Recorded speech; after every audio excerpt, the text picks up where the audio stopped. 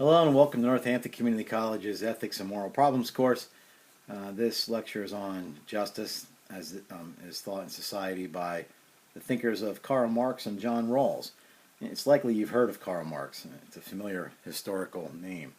You may not know much about him. Outside of academia, the name is usually somewhat pejorative, like that's Marxist.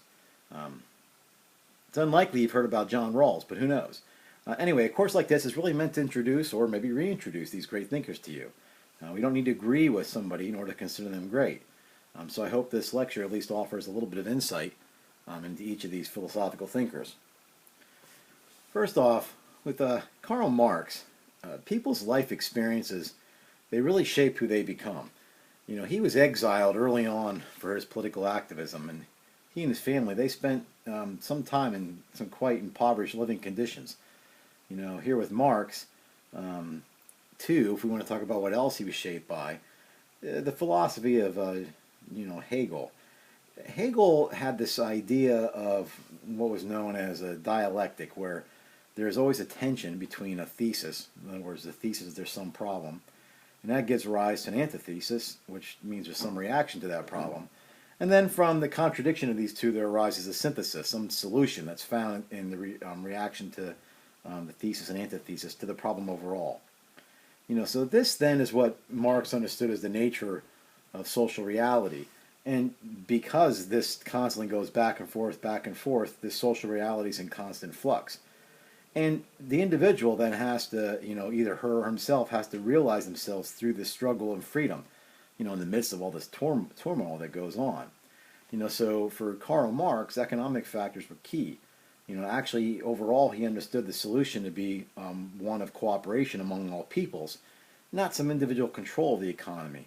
That was the way to alleviate the struggle to this self-realization. So Marx claimed that modern capitalism had spawned all these classes, and now we really just have two. We have the bourgeoisie. These are the people who own basically the means of the production of the capital, and the proletariat, who had nothing but their own labor to sell, and they really couldn't participate in the capital they produced. Now, you may or may not be sympathetic to that arrangement. Overall, his political claims involve one, there's like social classes, there really are phases related to economic production.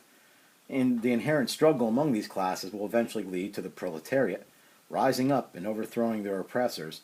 And then three, finally, this class war, it's not an end in itself. It's just a transition to the eventual communist society where there are no classes and there's a cooperative arrangement in place for the entire society. Now, this dialectic here is obviously a struggle between the term that I've already used, the bourgeoisie, and the proletariat. And the social structure itself produces some ideologies between these two. Remember, the bourgeoisie, you might want to think as the higher class, the one that owns all of the means of production, and the proletariat who has nothing but their labor to sell and really cannot participate in the actual things that they make. So nonetheless, there's the constant struggle between these two, and an ideology is formed from this. And an ideology, according to Marx, like there are these beliefs, like they're distorted by this structure of class oppression, right? And Marx might include both religion and the free market in those categories of ideology. So you can see then that his point is that, first of all, there's this historical materialism, which is the means, the production, it's the matter, or, we might even say it's the stuff that makes up the economic structure. And then following that, this tension, which causes, and will result in the proletariat revolution. So, in other words, the proletariat will rise up. Now, his break with Hegel here was that Hegel held, who was an idealist, that change really results from the ideas. But Marx held that no, change results from the conflict itself. So you have to create conflict in order to change the ideas. It's not ideas that would cause that. So it's a kind of a reversal. And one aspect of this change is that, it stems from what he termed an alienation, right? Human persons always live in this conflict. We're just, parts to this class dividing machine of capitalism that separates us from our own humanity. So the human person oppressed by capitalists has really no way to determine her or himself in the actions, right? And part of the problem is the owning of property. And don't understand property here just as land. It's the fruits of labor. It's all the means that produce all the products that the proletariat really can't afford or enjoy. He says, the alienation is that crushes the human person's flourishing. So to overcome that, Marx said all the property should be held in common. That would do away with profit, which, by the way, he thought was only the fruits of the exploitation of the worker. He thought the value of something should really just equal the cost it is to produce it, no more. Rather than the surplus that capitalists add to increase their profits. He says, that just further alienates the worker. So it's in this system, says Marx, that it creates the classes and the alienation. And eventually, through dialectic, this back and forth will bring about the revolution, and then the proletariat will overcome the bourgeoisie, and that will then eventually result in a synthesis of the classes, and you will have a communist society. All things will then be held in common. Now, Marx got some criticism right, but obviously this revolution never came to fruition. And almost everybody agrees his theories of labor and that something only is worth, or the value is only placed in what it costs to actually produce it, has not held up by really any economic standards.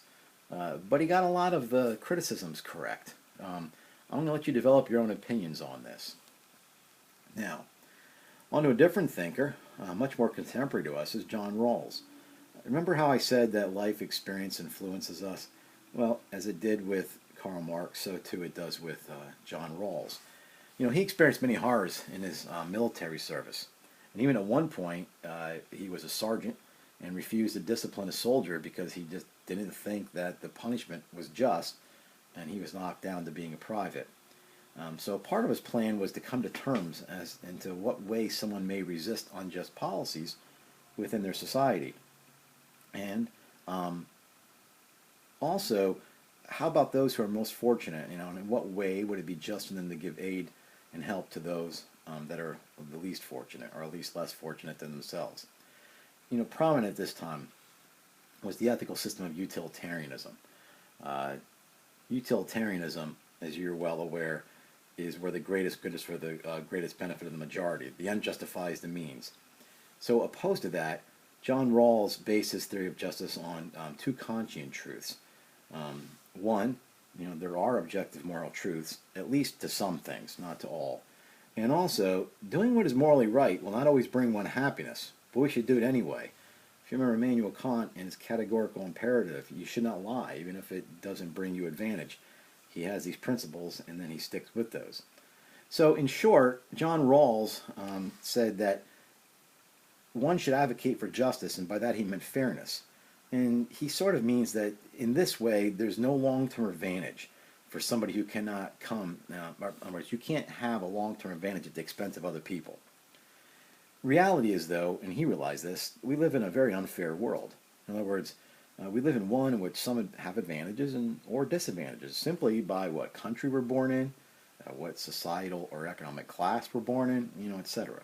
Now, you have to admit that so much of what we simply acquire as who we are as persons, to where and whom to where we're born, it's really nothing other than luck.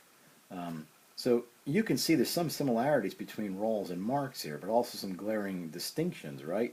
So even if the issue of various classes and conflicts are present here too with Rawls, and with each person, here's the difference. They still hope for cooperation, but he has a different solution. Rawls holds that in order to create a fair cooperative society, rather than taking away all property and be held in common, he said it need not be leveled. There has to be some way, though, right, to mitigate or control the advantages where those who were born in better conditions are simply not going to use that position to their advantage, which was just luck to begin with, and over those who were born in less advantageous conditions, which was no fault of their own and just unlucky. After all, we live in a pluralistic society, do we not? Well, the fact that no society as a whole will ever consider the same aims or goals to be good. If you have that many different people, we're going to argue over what exactly we consider to be good. And if the goal is then not that everybody gets the same share of the pie, right, because some people don't need as much as others, then he's going to talk about cooperation. In other words, to not necessarily have the element of being equal, but rather the just society is a fair society. So in order to do this, whoever those people are that make legislation, although it's typically those in power, he says, look, we'll need to develop some form of civil contract, right, that can originate from what he calls the original position. Now, up front, This is never entirely possible in reality. It's a thought experiment. It can be applied as best as possible to actual political and civil environments. But any of those who are going to assume the original position, they're going to have to like almost get themselves behind a veil of ignorance. In other words, everything that contributes to the advantage or disadvantage in society, and this would include economic status, race, ethnicity, one's sex, etc. You have to remove that from the decision process, almost that you don't know who's going to get an advantage from this. The idea is to take away any of the criteria that may unduly influence the contract to favor one over the other. So it's an attempt to make their conclusions fair. Now part of this is that those involved in the process have to be well-informed individuals, and they have to understand political theory, economics, psychology of individuals, and such. But the goal is simple. Whatever arrangement is derived from this process of staying behind the veil of ignorance while in the original position, in the end, should provide a contract that any reasonable person living in this pluralistic society, with all the varying conceptions of good, will be able to live in and with as fair and just. Any principles developed can simply follow from this process. So you could see that we're after a contract here more than simply everybody holding everything in common. Okay, I do want you to hold your own opinions on this, but it might to be some critique to this. Well, yes. In a pluralistic society, there are quite a bit of differences. Are they all arbitrary? Is it just the fact that we're all born in with different things? Or do they really come from part of the system and likely remain as dividing issues even under Rawls's contract scenario? You decide. Two, is the self-interest that all desire mutually compatible with those differences? People tend to know their own talents and ambitions, right? The lower could be content to receive, and the higher think, fair competition is best, but the fair competition doesn't really work for the ones on the lower side. Perhaps they don't even want to participate. In short, there are a lot of egos singing distinct goods that may not be contractually satisfied or can't be satisfied in the contract. Well, I won't go on. That's just something for you, to think about and at least consider. Thank you for watching.